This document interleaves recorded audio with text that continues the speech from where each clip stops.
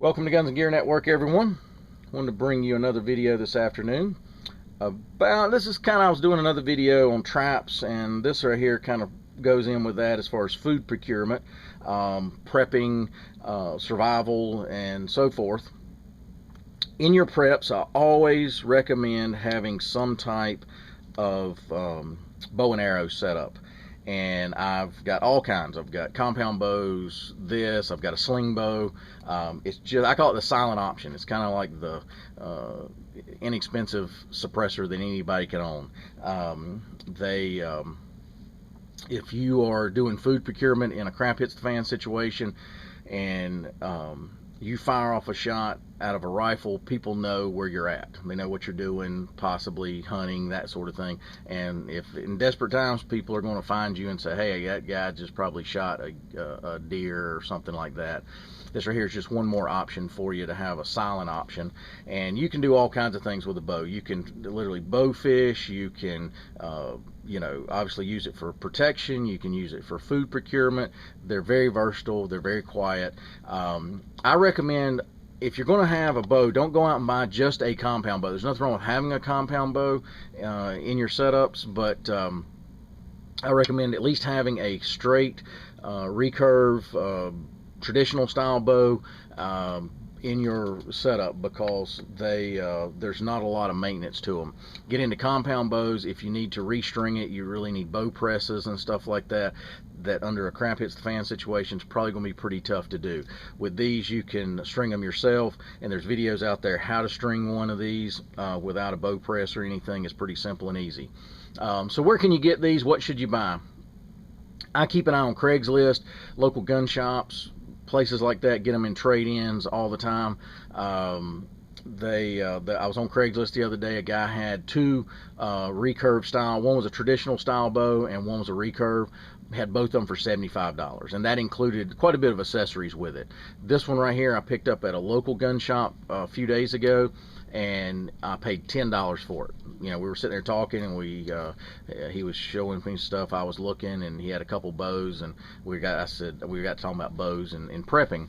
And he said, well, I'll sell you one of those if you want it, pretty cheap. He said, I took them in on trade.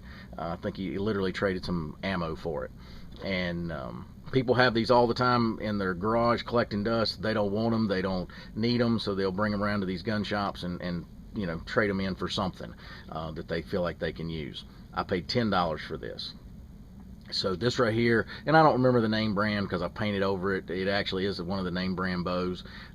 This one's a 60-inch, 45-pound draw weight. So when I got this one, it was a blondish wood color and then it had some black in it and all that. I've since camouflaged it. I used the same method to camouflage this as I did my precision rifle, which is the sponge method. I painted a solid OD green first, and then I went back with the sponge method and did all these other colors in it, and those colors are black, tan, brown, and a sage green. I think the paint actually calls it army green, but it's more of a sage green style color. So anyway, painted the entire thing like that, and show you what it looks like. Looks really good. I will probably go back. I'm letting this paint cure up real nice, and I'm probably going to go back and actually paint it with some clear flat enamel of some sort. They make it in kind of a satin or flat now, and I'll go back to just to help it. But paint actually will help protect this, because this is a wood and fiberglass bow, so it'll help protect that. And I just lightly Scotch guarded the whole thing, not Scotch Brite, like Scotch Brite pad over the whole thing so the paint would stick, because they did have a pretty heavy coat of some type of enamel or clear coat on it. So I just went and kind of scuffed all that up and then painted it like this. Even if it gets scratched up, it's not going to matter. As long as the majority of the paint sticks, it's going to look good and work as far as a camouflage pattern. This one also did not have a arrow rest.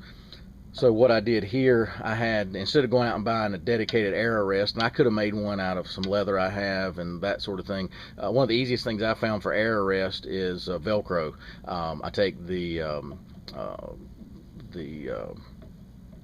hook. I'm sorry. Yeah, the hook and loop. I'm trying to think. I guess it'd be the fabric style, not the plastic side of the Velcro. And I'll put it on here, and then I'll trim it out to size, and it works well for a air arrest. And then you can make some out of leather, that sort of thing.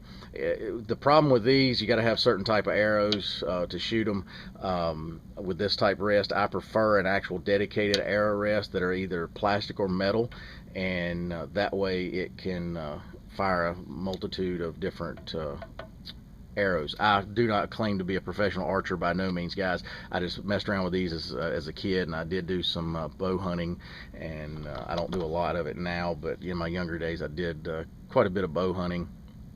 Used a compound bow then, but I think this right here, always have a bow of some sort in your preps. I don't care what it is, and there's tons of videos even how to make a bow. There's actually some good videos how to make a bow out of PVC piping for like $5, $6. So either way, buy one, make one, always have one in your preps. Also have extra strings. Again, the idea is one is none, two is one. I have a couple extra strings for about any bow I have, just in case, except for my compound bow, because again I don't have a bow press to change it. Buy you a bunch of arrows. These are pretty cheap. They come, you can buy wooden arrows, fiberglass, and aluminum. Just make sure you're shooting what's appropriate for your bow, because you can get into trouble, especially shooting like a wooden arrow through a compound bow. It can break and really damage especially your arm and stuff like that. So make sure that you're shooting the right arrows through the correct bow, based on its weight and draw weight and stuff like that. So keep that in mind too. Buy you a bunch of arrows, guys. I don't care if they're cheap or whatever. I promise you, even though this right here is like a target point, it's molded, not molded, but it's permanently affixed to this fiberglass arrow.